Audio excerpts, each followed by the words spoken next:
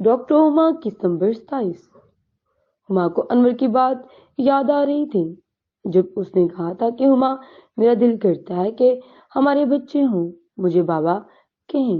ہما نے جب اس ننھی جان کو اٹھایا تو ساتھ اس نے ایک تصویر اپنی اور اس بچے کی بنا لی کہ گھر جا کر انور کو دکھانے کے لیے۔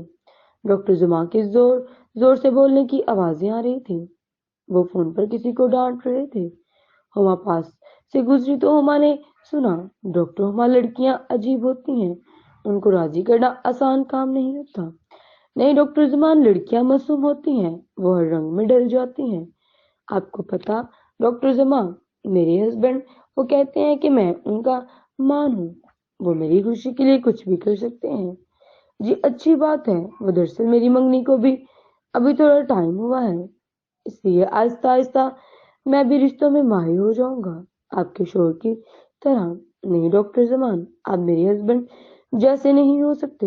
ڈاکٹر زمان کو غصہ آیا تھا، ایک لڑکی نے اس کی انا کو ٹھیس پہنچا دی تھی۔ 6 بج چکے تھے اور بھائی انور ہما کو لینے آ چکا تھا۔ ہما جب گاڑی میں بیٹھی تو اس نے بتایا کہ انور آپ کے لیے سرپرائز ہے۔ سچی؟ دکھاؤ۔ ابھی نہیں، گھر جا کے، صبر کا پھل میٹھا ہوتا ہے۔ اوکے، گھر میں آنے ہی والا ہے۔ جب گھر گئے تو اس نے بچے کی اور اپنی تصویر انور کے سامنے کی۔ واہ ماں، تمہاری گود میں بچہ کتنا اچھا لگ رہا ہے۔ آگے کیا ہوا اس کے لیے اگلی قسط دیکھیں۔